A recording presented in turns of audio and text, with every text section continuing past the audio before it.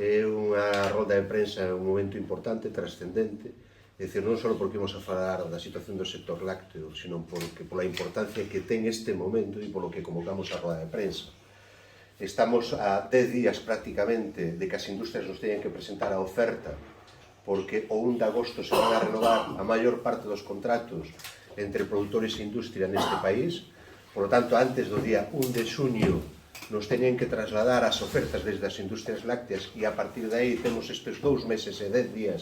para chegar a acordo e ver exactamente cal é as propostas, a línea que vai a manter a industria, que xa nos anticipou en estes últimos 2 meses cal era a súa posición. Por lo tanto, o momento é trascendental non só para ver que fai a industria, sino tamén para que a propia administración poña en marcha os instrumentos que son fundamentais para nós, entre outras cousas, o Observatorio Lácteo, e de unha vez por todas, con esa posta en marcha, podamos ter índices obxectivos que obliguen a industria a cumprir de unha vez por todas a lei, sobre todo o artículo 9.1c, 12 ter da lei 12/2013 de cadena alimentaria, donde se di que os precios que se perciben por parte dos gandeiros non poden estar por debaixo do coste efectivo de produción. A situación hasta hai 2 meses era aceptable, hai 2 meses nos trasladaron a primeira baixada de precios, unha baixada importante e unilateral por parte da industria, nos presentaron os contratos e, por lo tanto, esos contratos da adhesión que presenta permanentemente a industria que non permite ni siquiera negociar e ao que a maior parte dos produtores se tuveron que adherir con baixadas importantes, máis de 7 céntimos na parte alta da tabla e casi 10 céntimos de media en este país, en Galicia. É certo que a pesar deso non se fixo, non salimos á calle. Nestes momentos o que está dicindo a industria é o que está trasladando a intención dunha nova baixada. Eso nos preocupa máis despois da subida de costes de produción que se produce nesta última etapa e que, a pesar de que é certo de que determinados costes de produción, fálese, por exemplo, do petróleo, non están sendo parellos co que está tendo as baixadas que están tendo nas explotacións os produtores, é dicir, hai unha baixada, é certo, dos precios, pero non se está repercutindo directamente nos costes de produción do sector produtor, e, por lo tanto, si hubo unha subida, un incremento de costes de produción a partir do segundo semestre do ano 21, que se viu incrementada no ano 22, e a subida de precios non se produce prácticamente hasta o ano 22, por lo tanto, non é paralelo a subida de costes, a subida de ingresos por parte do sector produtor, e aí a industria que agora quere facer esa baixada. Ante toda esta situación, o que necesitamos é que se poña en marcha os operativos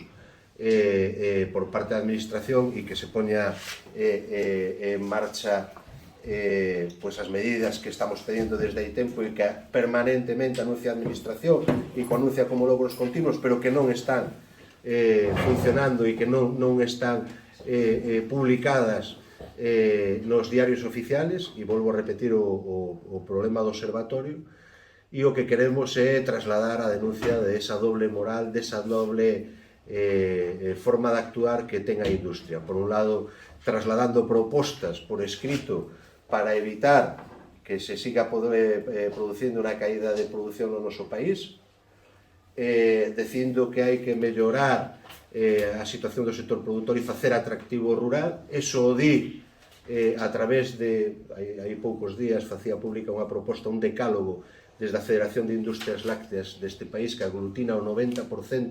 do leite que se comercializa e se recolle en toda España. 6 industrias recollen máis do 50% do leite que se comercializa e que se transforma neste país, e, por lo tanto, aglutina a maior parte da industria láctea. Eran eses os que trasladaban un decálogo para que unha proposta de administración para facer atractivo e, sobre todo, que esa cadena de valor non perda o que é fundamental, que esa valorización nos precios e que todos cubran por lo menos o coste efectivo. E iso é o que di públicamente e o que trasladan documentos, pero a realidade do que fai é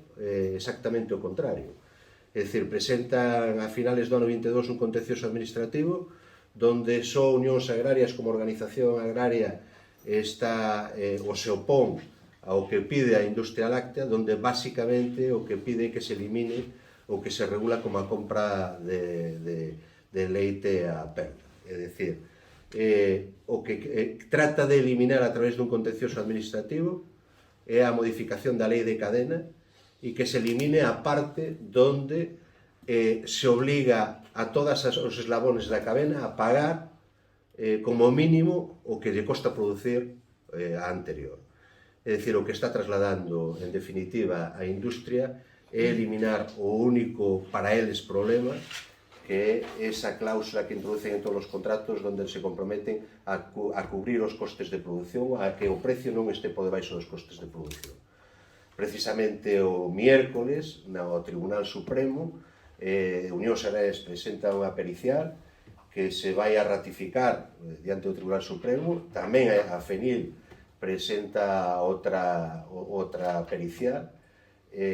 para intentar atacar unha legislación que hasta ahora nos defendimos. Xa digo, non é a única cuestión que levamos pedindo á administración, pero sí é unha moi importante e que a industria pretende eliminar. Por lo tanto, o miércoles ás 10 da mañá se van a facer as ratificacións diante do Tribunal Supremo, tanto da pericial que presenta a propia Federación de Industrias Lácteas como Unións Agrarias, é dicir, a través, e que además concuerda ca Abogacía do Estado, que defende a validez da norma, en este caso, tanto a Lei de Cadena Alimentaria como do Real Decreto que está atacando directamente a industria láctea, impugnándolo en ese sentido. Bueno, isto é un pouco unha parte, e a Roberto García vai a facer a disección de todo este. Estamos nun momento especialmente delicado, porque día tras día vemos como o que xa era un hábito de perder unha media de 800 explotacións cada ano se vai a acentuar unha combinación realmente preocupante para un país deficitario na produción de leite. No centro sur de España, que está traendo como noticias estas últimas 48 horas unha certa saturación dos matadeiros pola cantidad de vacas que se están mandando a matar por falta de forraxe e pola sequía que está afectando de forma brutal nestes outros sitios, e que, polo tanto, despois de que o ano 2022 fora un ano histórico, que por primeira vez en España se producira menos leite co ano anterior, nos podemos encontrar con unha segunda anualidade donde o cierre de explotacións por envellecemento e falta de rentabilidade para que xóvenes se incorporen. E unha falta do encarecemento derivado do mercado internacional da guerra de Ucrania, máis unha sequía que está afectando ao conxunto de Europa, pero de forma tamén moi importante a España, nos podemos encontrar con a disminución do volumen de leite. Eso trae como consecuencia que é difícil de explicar nun país que produce só o 70% do leite que consume e que ten unha normativa que o consumidor está moi implicado con ela, que é de consumir só leite líquido producido en España, é dicir, o feito de que sea obligatorio indicar o orixen da leite nos cartóns está levando a que ningunha industria, pese a ter leite de outras zonas de Europa, que sería perfectamente legal traer, non o fai porque o consumidor sí está apostando de forma clara por consumir leite líquido de España. Por lo tanto, si vai a faltar leite, si nos falta leite un 30%, que ven casi sempre en leite en polvo, en queixos. Denunciábamos fai 48 horas a falta de información ao consumidor que supón que se poda traer queixo en barra de fora e con simplemente lonchealo aquí non haxa que identificar de onde é o queixo, o orixen, senón que se poda venderlle ao consumidor como se fora queixo español. Bueno, pois, isto vai a traer consigo unha situación que é difícil de manter. Non se dá mantido a baixada de precio, que supón cerca de que só os gandeiros galegos, con esta baixada unilateral, sin razón de mercado que tomou a industria aquí en Galicia, supón que os gandeiros galegos cobramos cada mes 24.700.000 euros menos por unha decisión unilateral de baixada da industria do prezo o día 1 de abril. Por lo tanto, todo parece indicar que o día 1 de agosto teremos que poñer todos pé en paré para que non só non se produzca unha baixada, senón se escasea a materia prima, se se encarecen os costes, teñamos que falar de unha recuperación de precio. Nós somos conscientes e os reconocemos públicamente que se non o demos feito en 15 anos é moi difícil que non o demos feito o día 1 de agosto, que é sentarnos en pé de igualdad con a industria a negociar precio. Vendemos un produto perecedereiro e todas as industrias que viñeron funcionando como un cártel, tal como demostrou a Comisión Nacional de Mercado e Competencia, que se ponen de acordo para fijar o precio do leite independentemente do mercado, o van a seguir facendo. Por lo tanto, a ter un produto perecedereiro, o día 1 de agosto, se non facemos previamente nada, vamos a ter que seguir aderíndonos a un contrato que nos poñen encima da mesa e que se non o firmamos non nos recollen o leite. Un exemplo é o que estuvo pasando estes días en Granada, que pese a ser unha zona de pouca produción e de que Lactalis tiña unha empresa ali que se non se abastece ali tería que traer leite a moitos kilómetros, pois deixoulles de recoller o leite e os gandeiros tuveron que terminar asumindo o contrato que quería unilateralmente Lactalis. Como se pode evitar eso? Pois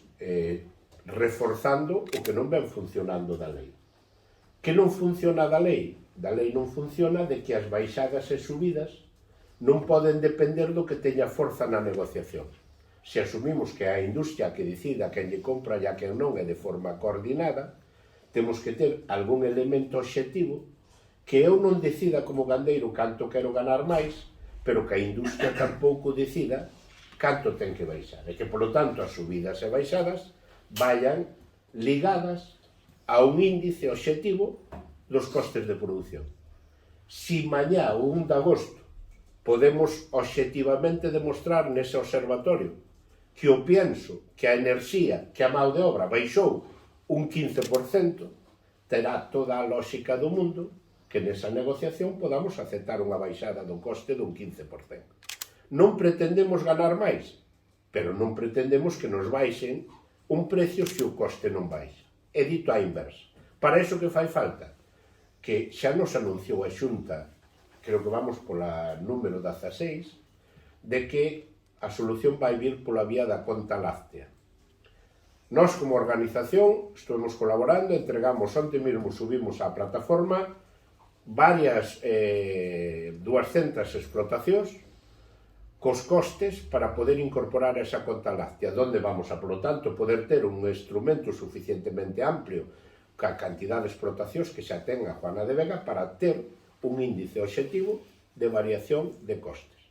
E, polo tanto, teria que estar publicado oficialmente antes de que empecemos a negociación para parar calquer actuación arbitraria. Segundo, se a ferramenta que nos deron para a negociación colectiva no leite son as organizacións de produtores, algo falla se o máximo que damos negociado é o 7% de toda a leite que representamos. É dicir, hai un 93% de que a industria se nega a negociar. Xa non é que acepta ou non un precio maior ou peor, simplemente se nega a negociar. E iso non está tendo ningún tipo de sanción nin de castigo. É máis, se había tomado unha decisión o día 1 de xaneiro por parte da Xunta de que aquelas industrias que foran castigadas con faltas graves por o incumprimento da negociación e dos contratos se quedaban sin subvencións públicas, e dada a presión da industria,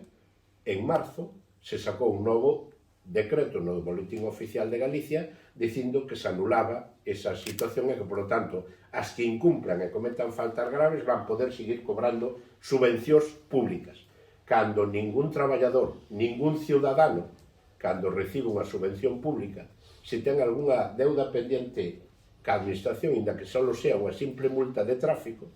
mentre non resolva esa deuda, non lle pagan unha subvención. E o terceiro dos elementos. Chama poderosamente a atención que este pasando sin pena nin gloria que a Federación de Industrias, todos estos que están preocupados porque non haxa gandeiros, non haxa leite e desaparezca o seu negocio, estén tratando de botar por terra nos tribunales o artículo sobre o que está construindo todos os gobernos autonómicos, todos os gobernos centrales, a famosa lei de cadena, que ningún eslabón lle poda pagar ao outro por debaixo do que lle costa producir. E máis, chama poderosamente a atención que as industrias que durante todos os anos se queixaron de que eran víctimas do poder dominante que tiña a distribución para impoñerlle os precios de cesión, que irán quitar ese artículo que tamén as protexe a elas, no senso que a lei lles permite poderlle repercutir a distribución o precio que les paguen no campo. Pois eles consideran que o seu negocio non está en protegerse frente á distribución, senón ter a lei da selva frente ao gandeiro, porque aí xa deciden eles o que queren ganar. E o que está o día 31 en Madrid, no Supremo, a discusión é que queren suprimir da lei o artículo que garantiza que sea ilegal pagar por debaixo do coste de produción. A industria terminou asumindo que o papel da negociación para eles non é un problema, porque non o respetan, non hai sanción, impoñen o precio, porque o gandeiro non pode asumir tirar o leite indefinidamente se non pasa polo aro, e agora o único que lles falta por ganar é o que non sea obligatorio o tema de costes de produción. Por tanto, xogámonos moito o día 31 en Madrid, non só os gandeiros, toda a cadena agroalimentaria, incluídos os consumidores, estamos convencidos que esa prepotencia vai a quedar frenada porque falta bastante base legal para poder xustificar que queiran cambiar a lei, pero todos os que nos queiran axudar, que salen goberno, xunta, presidente da xunta, presidente do goberno, ministro, conselleiro, que o fagan antes do 1 de agosto. Se o 1 de agosto permiten que a industria volva a impoñer unilateralmente unha baixada de precio ou un contrato abusivo, cando queiramos resolvelo, chegaremos tarde. As explotacións de leite que cerremos no ano 23 non volven a abrir no futuro. E, polo tanto, un país que depende xa dun 30% de leite de fora, se lle metemos outro sachazo a esas explotacións, o punto máis débil témolo en Galicia. Non olvidemos un dato que é moi significativo, con iso acabo. O 23% das explotacións galegas producen o 70% do leite galego. Quere iso decir que a inmensa maioría do resto de explotacións son explotacións familiares, de tamaños medios baixos, que están cobrando pola mesma leite de igual calidad hasta 7-8 céntimos menos que un gandeiro grande. Dito de outro xeito, unha leite ca mesma grasa, ca mesma proteína, ca mesma calidad bacteriolóxica, se é dun gandeiro de menos de 400.000 kilos, se lle paga a 43, 44, e se é dun gandeiro grande, pois se lle paga a 51, 52. Ese diferencial é o que fai que un poda aguantar e outro teña que cerrar. A maioría dos contratos firmados en Galicia vencen o día 1 de agosto. A lei indica que as industrias teñen a obrigación legal de propoñer con 2 meses de antelación á finalización do contrato unha proposta de recollida de leite de precio e algo a maiores que tamén é importante. A industria só pode propoñer unha duración mínima dun ano. Só o gandeiro pode renunciar a esa duración mínima dun ano. Que está pasando? Que a industria, cando che pasa o precio, para que che recolle o leite, ponche 2 papeles diante. Un deles é o contrato co precio e outro é unha folla onde te dice que ti tes que reconocer que ese precio cubre o teu coste de produción e que ti renuncias á duración do contrato dun ano. Como vai todo no mesmo paquete, o gandeiro, se quere que lle recollan o leite, ten que firmar as 3 cousas. É dicir, non é negociación, é adhesión. Ou firmas ou non che recolle o leite. Entonces, moi poucas excepcións hai de contratos de duración de máis dun ano. A inmensa maioría, sobre todo nas grandes industrias, as que teñen recollida de casi máis de 1000 gandeiros, Central Leitera Asturiana, Lactalis, Celta, René Picó, terminan o contrato, teñen contratos de 4 meses, firmaron o 1 de abril, termina o 1 de agosto. Co cual, o 1 de junio, tendríamos que empezar a ter xa esa proposta por escrito de cal é o precio que nos ofrecen para todo o ano. Presentaron a demanda, o contencioso administrativo, o abogado do Estado contesta, a Unión Salarias contesta, e hai unha proposición de proba por parte da FENIL, en este caso. A proposición de proba é unha pericial que se elabora e que va junto a la demanda e que hai que ratificar e discutir en el Tribunal Supremo. E o Unión Salarias presenta tamén unha pericial contradecendo o que a FENIL di no seu escrito de demanda. O miércoles o que se fai é ratificar as dúas periciales e o interrogatorio dos peritos diante do tribunal. Solo eso, despois emitirá o fallo, a resolución, máis adiante cando... No, pero o que é importante é que o que se ataca é a pedra angular da lei de cadena. É dicir, se da lei de cadena quitamos o tema da formación de precio ou de costes de produción, a partir de aí, tal como está, dice que eu para poder denunciar a unha industria porque me pague por debaixo de costes de produción me obliga a que sea o gandeiro individualmente o que denuncie a industria e faga un informe económico da súa explotación de canto lle costa producir a él o litro de leite. Iso é tanto como dicir que non haxa denuncias. Que gandeiro se vai atrever a denunciar a quen lle recolle o leite? Que gandeiro para recuperar medio céntimo vai a encargar unha auditoría da explotación para demostrar? Como queremos resolver nós eso? Con algo elemental. Oiga, fágase un observatorio donde se teñan en conta os tamaños de explotación, pequena, media, grande, fagamos un coste medio. Habrá gandeiros que lles costa producir 60 céntimos, están fora de mercado, e habrá outros que lle costa producir 38. Pero ten que haber un término medio, de xeito que digamos, bueno, o coste medio en Galicia está en 45 céntimos. Se o coste medio dese observatorio está en 45 céntimos e ese observatorio non o fai o gandeiro ni non fai a industria, que o fai a administración, é un elemento que debera ser suficiente para eu poder ir a un xulgado a demandar se cobro a 40 e o coste medio a 46. Sin ter que facer a auditoría, o coste individual. E logo que poda denunciar en representación